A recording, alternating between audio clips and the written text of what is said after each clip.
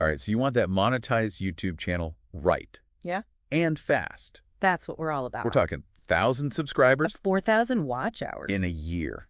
Big numbers. It feels like a mountain to climb sometimes, right? It can. But we've been doing some digging. A lot of research. And we've uncovered some seriously smart strategies from YouTubers who actually made it happen. Who've been there, done that. So get ready to ditch those generic tips because this is a deep dive into the nitty-gritty. Exactly. This is way beyond just posting consistently or using the right keywords. We're talking about the stuff that really moves the needle. The strategies that'll help you not only hit those monetization goals, but actually build a thriving channel. A channel that makes you money. It's not just a vanity metric. Okay. We're talking about unlocking ad revenue, sponsorships, maybe even creating exclusive content for paid members. Paid memberships, that's the dream, right? It opens up a whole new world of possibilities. So it's not just about bragging rights. Not at all. There's real business here. Absolutely. But, okay, let's be real for a second. 1,000 subscribers and 4,000 watch hours. Yeah. How do we even get there? Especially when it feels like everyone and their dog is starting a YouTube channel these days. It's definitely competitive out there. It is. So how do we make sure we're not just spinning our wheels? It's all about understanding what YouTube actually wants. Okay, what does YouTube want? What's the secret sauce? One expert we looked at said it's all about keeping people glued to the platform. Glued. They call it session watch time. Session watch time. Basically, let's say someone finishes your video and then clicks on another video. Okay. Even if it's on a totally different channel, Right. that still benefits you because you contributed to their overall session time. Wait a minute. So even if someone clicks away from my channel, it can still help me? Exactly. It's a bit of a mind bend, but it makes perfect sense when you think about it from YouTube's perspective. I mean, I guess it makes sense, but it's kind of counterintuitive, isn't it? It is, but YouTube's goal is to maximize the amount of time people spend watching videos so they can show more ads. Right. More ads equals more money for YouTube. Exactly. And the longer people stay on the platform because of your content, the more YouTube sees you as a valuable asset. So it's like we're playing this bigger game. It's a long-term strategy. Not just about getting views on a single video. Exactly. You're building a reputation as a creator who keeps people engaged. And that's what gets you those sweet, sweet watch hours. And ultimately helps you reach that monetization goal. Okay, so we need to make content that keeps people on YouTube longer. Right. But how do we do that? Is it just about making longer videos? Not necessarily. It's more about understanding what keeps viewers engaged. Think about the channels you personally binge watch. Okay.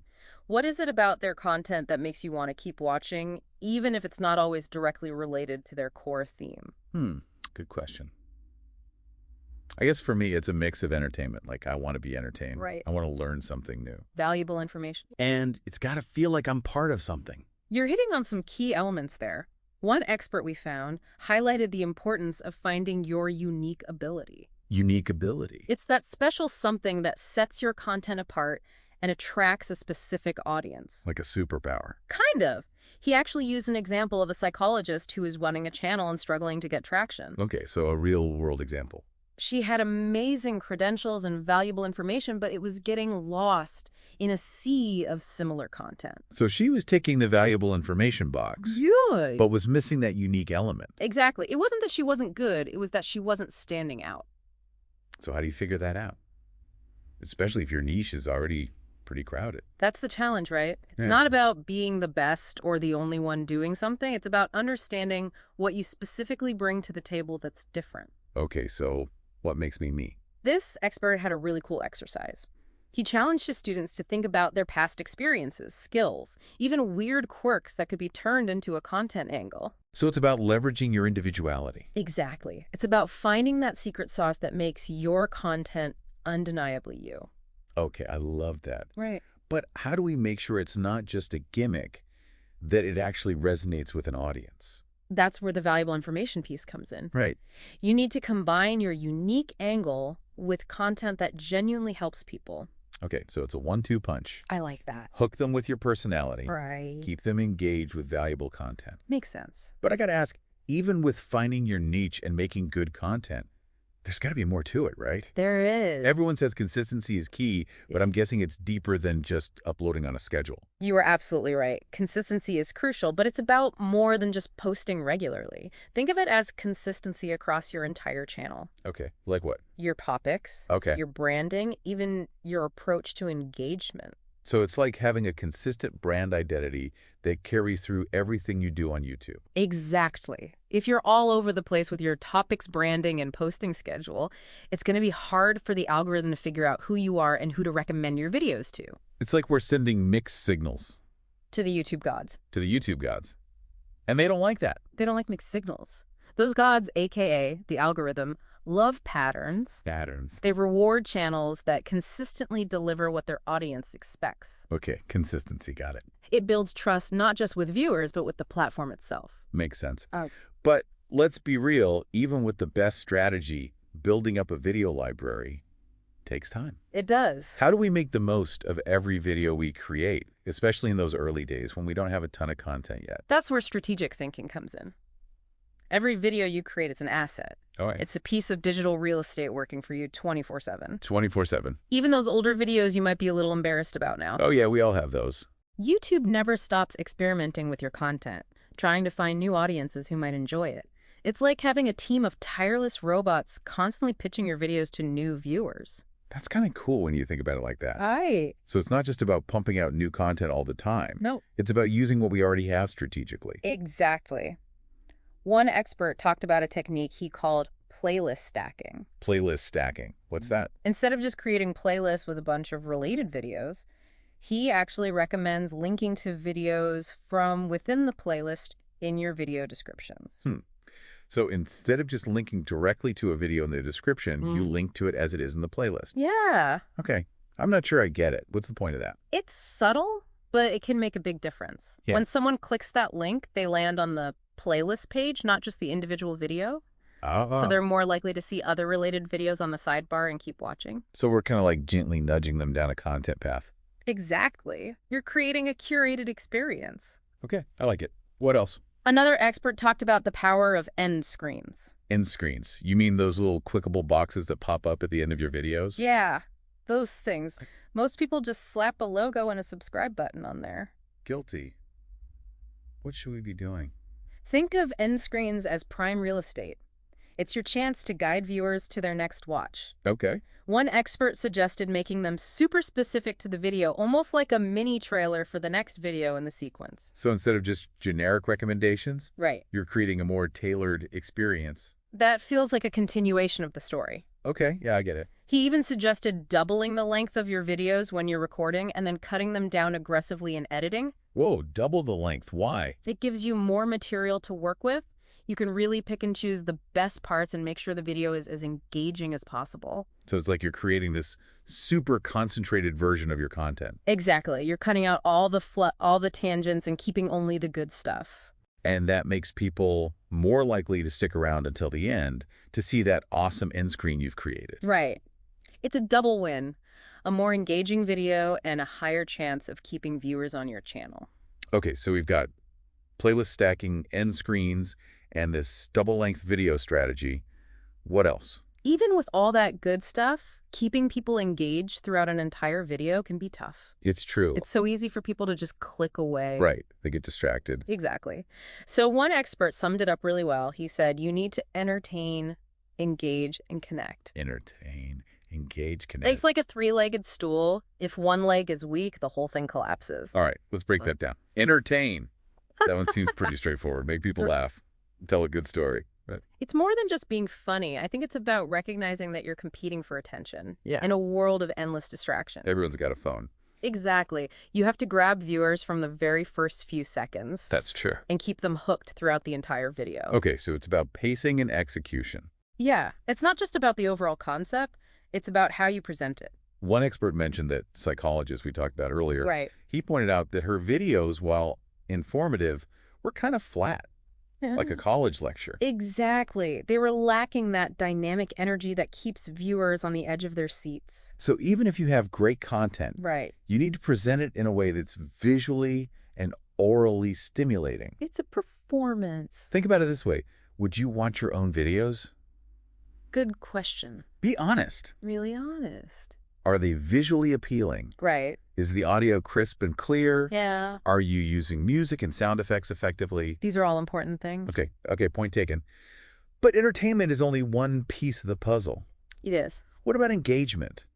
How do we make sure viewers aren't just passively watching, Right. but actually participating. That's where you bring your audience into the conversation. Okay, how do we do that? Talk to them directly through the camera, ask questions, encourage them to leave comments, and, most importantly, respond to those comments. Oh yeah, respond to comments. Make them feel heard and valued. So it's a two-way street. Exactly.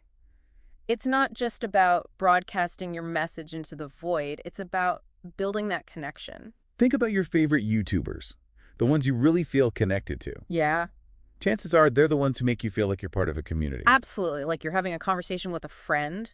not just watching a talking head on a screen. That's the difference. Okay, it's about building relationships, Yeah. not just racking up views. I'm starting to see a theme here. It's all connected. But what about that last element? Connection. How do we actually foster a genuine connection with our audience through a screen? That's where authenticity comes in. Authenticity. Let your personality shine through. Don't be afraid to be vulnerable. Share personal stories or experiences that relate to your content. Okay, be myself, be real. This is how you build trust and create a deeper bond with your viewers. I get that being genuine is important, but how much is too much? Right. You don't want to overshare. Right. It's a balance for sure. It's not about turning your channel into a personal diary. Okay. It's about finding those moments where you can connect with your audience on a human level. Oh, okay. Share stories that illustrate your points. Yeah. Reveal your struggles. Celebrate your successes. So be relatable. People connect with people, not with perfectly polished persona. That's true. It's like we're letting people in behind the curtain. Showing them the real person behind the content. But let's be real for a second. Right. Not all of us are natural storytellers or comfortable being vulnerable on camera. That's true for a lot of people. So are there any tactical things we can do? To make it easier, Yeah, to help foster that connection. one expert had a great tip. He suggested creating a pinned comment at the top of your videos, A pinned comment. encouraging viewers to support each other in the comments section. Ah, I like that. It's a simple way to create a sense of community and encourage positive interactions. It takes the pressure off of us as creators. Yeah. Exactly. You're not the sole source of connection. And it fosters a more collaborative environment. And the more viewers feel connected to each other, the more likely they are to stick around, engage with your content, and become loyal fans. It's like building a little tribe. Exactly. Okay, I'm sold. But even with all these strategies in place, Yeah. there's one piece of the puzzle that still feels kind of intimidating to me. What's that? Live streams. Ah, yes, live streams.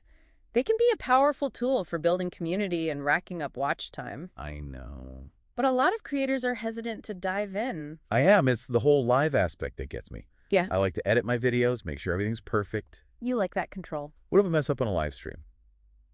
Or say something dumb? It's understandable to feel nervous about that. But remember, authenticity is key. Right. Be myself? Your viewers aren't expecting perfection. They want to see the real you. Flaws and all. And a little bit of imperfection can actually make you more relatable. Okay, that's a good point. Okay. But beyond just getting over my fear of looking silly, are there any strategic things I should keep in mind when it comes to live streams? Absolutely. One expert stressed the importance of waiting until you have a decent-sized audience before going live. Oh, really? He recommended aiming for around 300 to 500 subscribers. So it's not something to jump into right away? Not necessarily. Why is that? Think of it like this. You're inviting people to a party. Okay, It's more fun if there are enough people there to create a lively atmosphere. I get it. You want a good crowd. Exactly. The same goes for live streams. You want to have enough people there to create a sense of energy and excitement. Makes sense. So once I hit that magic number, how do I actually make my live streams successful? Think of your live streams as events, Events, okay? not just random broadcasts. Promote them in advance, Okay, build anticipation, right. and make it clear why people should tune in. So it's like creating a mini launch strategy for each live stream. Exactly. And one of the best ways to make them engaging is to choose a compelling topic, Okay. something your audience is genuinely interested in. Right. You could do Q&A sessions. Okay. Q&As, behind-the-scenes tours, interviews with other creators, live tutorials. Ooh, live tutorials. That's a good one. Get creative and think about what would provide the most value to your viewers. So we're bringing the best elements of our regular videos into a live format, Right. but with that added bonus of real-time interaction. And that's where the magic happens. Tell me more. When viewers feel like they're part of the conversation, Okay. They're more likely to stick around, engage with you, Yeah. and even support you through super chats and channel memberships. Ah, okay, so that's where the monetization starts to kick in. Exactly. Live streams are a fantastic way to build that loyal community Right. that's willing to support you financially. Because they're taking time out of their day to hang No. out with you. Exactly. It's a deeper level of engagement than just watching a pre-recorded video. Okay, so we're building a VIP club, For your most dedicated fans. and that VIP club can actually bring in some serious income. It can. And remember, YouTube takes a smaller cut of super chat and membership revenue Oh, really? compared to ad revenue. So you keep more of the money. You do. Okay, Yeah. that's definitely a perk. But let's get back to the watch time element. Okay. How do we make sure our live streams are actually contributing to those 4,000 hours? One expert had a good tip for this. What do you mean? He said aim to get at least 100 people to watch a 60 to 90-minute live stream. 100 people. Okay. That's 100 hours of watch time right there. Wow, that's a lot. Yeah. But is it realistic to expect 100 people to tune in for that long? It depends on your audience size and engagement level, of course. Okay. But if you promote your live streams effectively Right. and create compelling content, it's definitely achievable. Okay, so it's doable. And if you can do that consistently, say once a week for 10 weeks, Okay. you've already knocked out a quarter of your total watch time goal. Whoa. Okay. I'm starting to see live streams in a whole new light. It's not just about hanging out and chatting with viewers. Yeah. It's a strategic tool Exactly. for building community, racking up watch time, and earning revenue. You got it. But one crucial point to remember, Okay.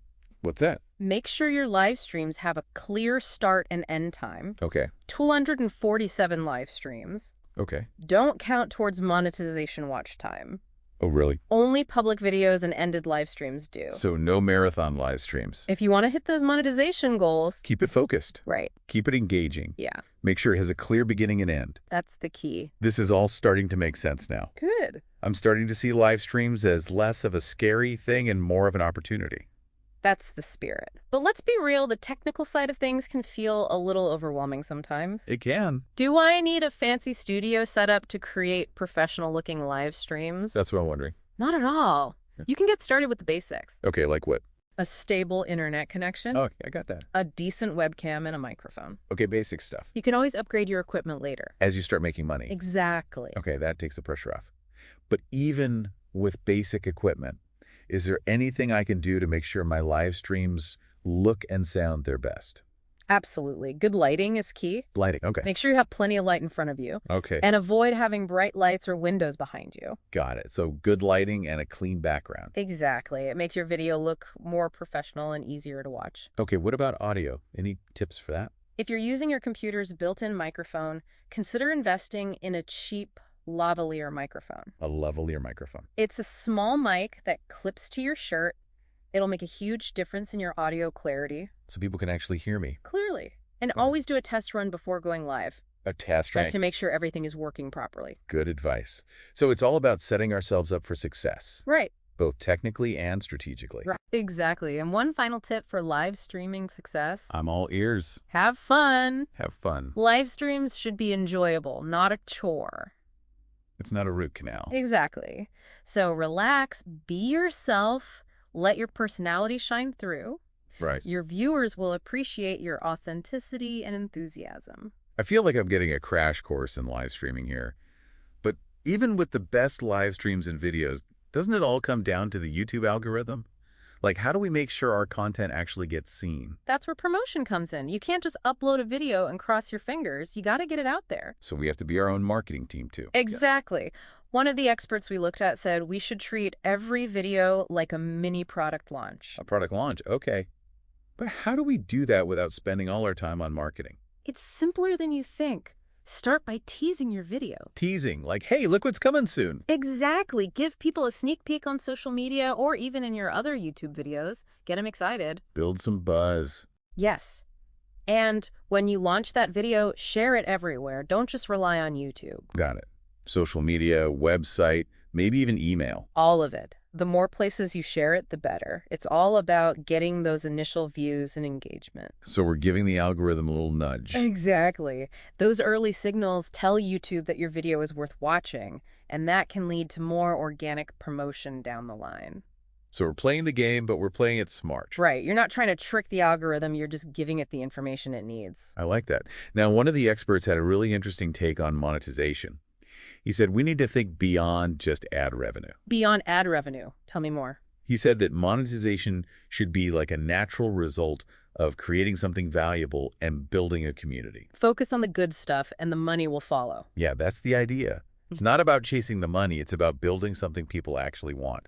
And there are so many ways to monetize beyond ads. We talked about super chats and channel memberships, but you can also sell merchandise or even create courses. So many possibilities. Yeah. And it sounds like these other methods might even be more stable than relying on ads. Absolutely. You're not at the mercy of changing ad rates or algorithm updates. It's about building a more solid business. Exactly. And it all goes back to that mindset shift. Provide value, build a community, and the rest will fall into place. Wow, I'm feeling really inspired. This whole deep dive has been amazing. I'm glad. Remember, it's all about understanding the principles and adapting them to your unique situation. Create something awesome, connect with your audience, and enjoy the ride. That's what it's all about. All right, let's go get those watch hours.